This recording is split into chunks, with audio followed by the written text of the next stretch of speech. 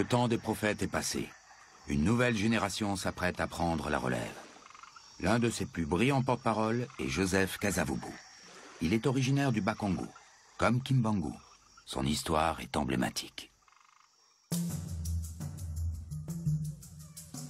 J'avais fait mes études au séminaire. Je voulais vraiment devenir prêtre. Mais j'ai fini par être écarté du sacerdoce pour cause d'indiscipline intellectuelle. Les supérieurs me reprochaient de ne pas accepter ce que je ne comprenais pas vraiment, d'être trop critique. J'ai tout de même fini par me faire engager dans l'administration à Léopoldville. Mais quand j'ai voulu obtenir un terrain pour y construire ma maison, il m'a fallu attendre 3 ans. C'est alors que j'ai fait mon premier discours. J'ai posé une question simple. De quel droit les Blancs pouvaient-ils décider de nous distribuer une terre qui avait toujours appartenu à nos ancêtres?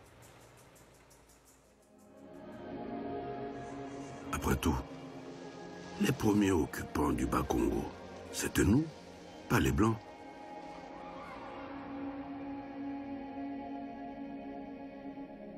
Chez les coloniaux, la vieille nomenclatura tient toujours les rênes du pouvoir. Mais une nouvelle génération cherche à prendre la relève, plus progressiste, plus ouverte au partage.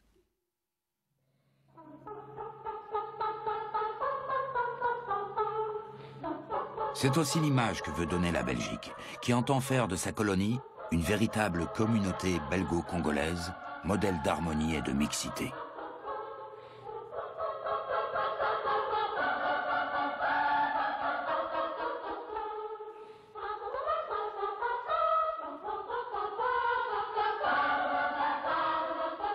On filme désormais des Blancs et des Noirs ensemble, au bureau, dans les usines, sur les bancs des écoles. Mais ces images traduisent-elles vraiment la réalité? La politique coloniale demeure à bien des égards ambiguë. Les enfants métis en savent quelque chose. Les unions entre Blancs et Noirs restent très mal vues, des deux côtés d'ailleurs.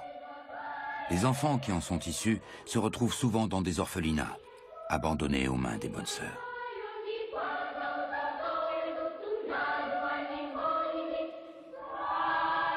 Les meilleurs des Noirs, aux yeux des Belges, sont ceux qui cherchent à leur ressembler. On les appelle les évolués. Les plus évolués des évolués peuvent même recevoir une carte d'immatriculation. Mais il leur faut pour cela faire patte blanche.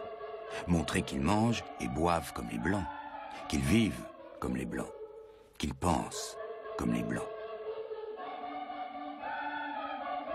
Apparemment, la preuve est difficile à fournir. À la veille de l'indépendance, ils seront 217 à y être parvenus.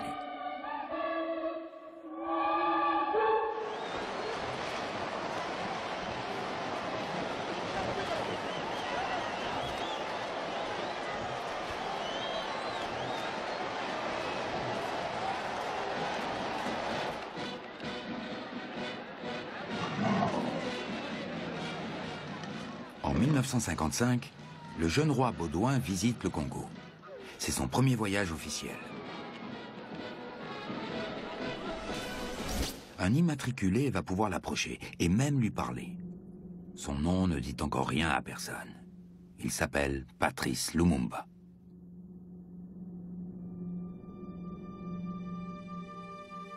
À l'époque, j'étais employé des postes.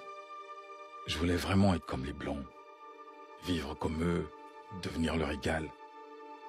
J'étais même allé en Belgique avec une délégation d'évolués. J'ai représenté l'amicale du Parti libéral. Nous avons dû rendre hommage à la mémoire de Léopold II. Nous avons été sur les tombes des Congolais morts de froid durant l'exposition coloniale de 1897. J'avais obtenu ma carte d'immatriculation, mais à quel prix? J'avais dû passer 2 fois l'examen. Lors de l'inspection, il m'avait demandé si je mangeais avec une fourchette et si mes enfants portaient une culotte. Quand le roi Baudouin nous a rendu visite, je lui ai raconté mon histoire. Parce qu'elle était symbolique des évolués. J'attendais beaucoup de cette rencontre. Mais je ne sais pas s'ils m'ont entendu.